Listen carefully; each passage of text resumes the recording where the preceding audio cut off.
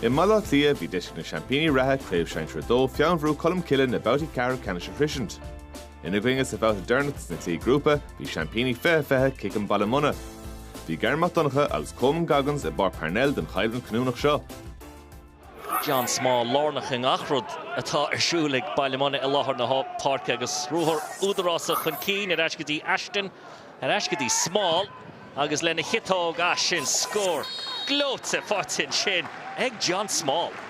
Yeah, Luamar an spás, Luamar an áte bhfuil siad chun scór na aimsiú tríd leor an sin, Eddie Moran in Aston van an time sin agus ar chus Clay. McCarthy, young Imi chun cín. Shanson seo ag James McCarthy a dúra seaf faoi scór ní cheora. Rock tras in the parke. McCormack.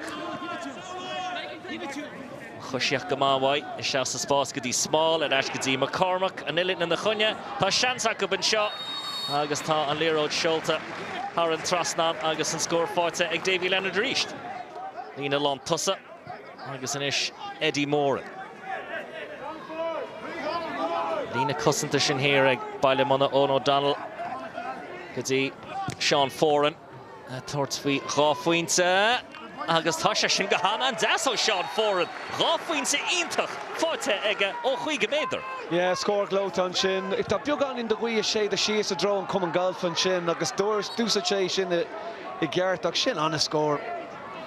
McCormack I dulchan cín in isach tá sé sa tranglop tá Leroy cáilte in sin ag Ballymun agus deis an seo ag Tony O'Sullivan an Leroy de Walla fada sin pas glóte o O'Sullivan gotí Sean Gannon a héine tuairt faoi Buaicphointí Sean Gannon agus a bhuit in the súl tábhaid Craobh. Well, sin ar aus úsáid de cnílach go brán sin ach anna fast hí sé in a droch an é sin a chruthú. Nuair a fór sé an Leroy níor ach cinna bháin in éontain aige tá mé chun é seo úsáid agus a seola thar an trasnan. Féidir le scór a chruthú. Leor Shelve. Amachchan is go fada le Leonard. Takeíochtaí mó ó Dean Rock. Rock I drone na spricke. Agus tá sé sin glóte bhí Ballymun a cho faideach an sin críochnaí ag Dean Rock. Yeah, genta go man sin freisin ag Davy Leonard just chumad sin Leroy. Tá si bhd níos mó an muine park an ámar bhfuil siad ó héh in an aice leis an cúl.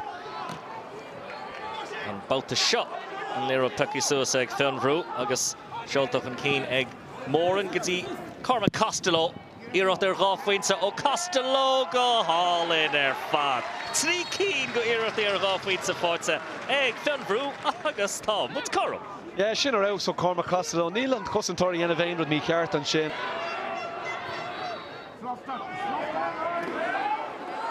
An Leroy Imi Shear agus Pickisus and sin ag Keely agus amsin sé Jamie Grant spás os a chór an lechulí ar yes Jamie Grant in drone na spricke agus tá an cean sin cur Haran Trasnan an scór forte ag Jamie Grant. Yeah, ord scór agus an trúr anam níoch ar an lína lechúil an sin gach ceann acu tréis scór aimsiú de Ballymun. Eddie Moran. Eist an rothar go maith ach bhí an pass róháda ach daibre le Cormac Costello Leroy de Rúdal nar chórdó agus ar a gitó Cormac Costello héis puinte glóte ansú. Agus inis, well, fotún in sin ó Keely a thugan Leroy Dwight a handbog Sean Foran.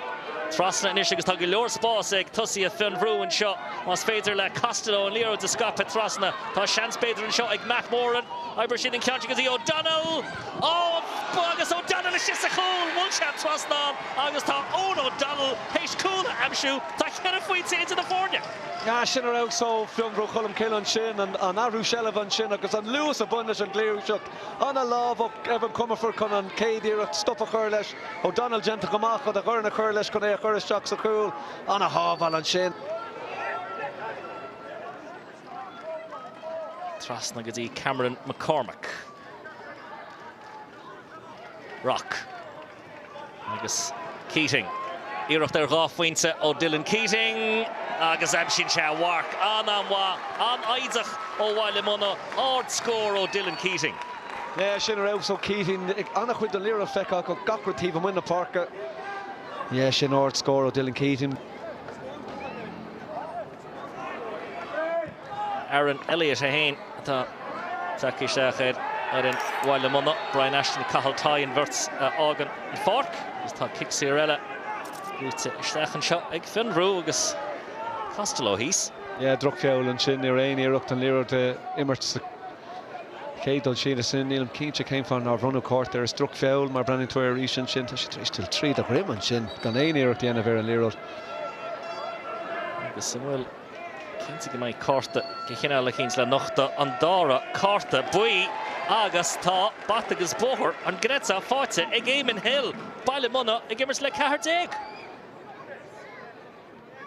Nish Iirecht ó Foran ó Wad amach tá sesin go hintach Gáfuinte eile Forte ag Foran mar a rinne se sa chéadle. Yeah, Shinner House, we were kind of Gui, so Cadlack, Neil Gui, across to Fionnbhrú. Nertán ag James McCarthy agus a chumrádi. John Small. Chechan Portsmouth Gáfuinte bhí sé a brahead in ish Dean Rock iirecht ar Gáfuinte. A níor cháil fear a bhis ní riomh Dean Rock an chéad iirecht ar Gáfuinte Waisiúd agus in ish tá mút Craobh. Yeah, Branner Keiko Eascus a Branny and Shin. Chun cheir Fuinte Ulwara a ágáil idir na fórne. Dean Rock mar a tá dianta aige na céite míltú in the heel. Héis an líra sin í cheola har an trasna. O'Sullivan, Ishol, Forte Costello tá seansach a bitseo agus sábailte ag Comerford ó bhí seansach chúlann sin ag Enda O'Donnell sábailte go hintach ag Evan Comerford. Yeah, Shinner House a rís chuir sé love lodge leis an níor up to 4 on O'Donnell and love lodge ar sin. Robertson. Trasna nish. It's Jamie Grant. Iirecht eile ó Grant agus score eile ó Grant. Gá score braho as a chéile Forte ag Jamie Grant ag Darren the Himmerha. Ach sinné an edog Sheety ag an réitor Ian Howley agus tá an bhartíanta ag Ballymun ach Bhí Fionnbhrú sanumíoch go mór sa dáir le cóma nach tilse ag Darren le ag Ballymun. Looking at the first half, we were having lots of shots away.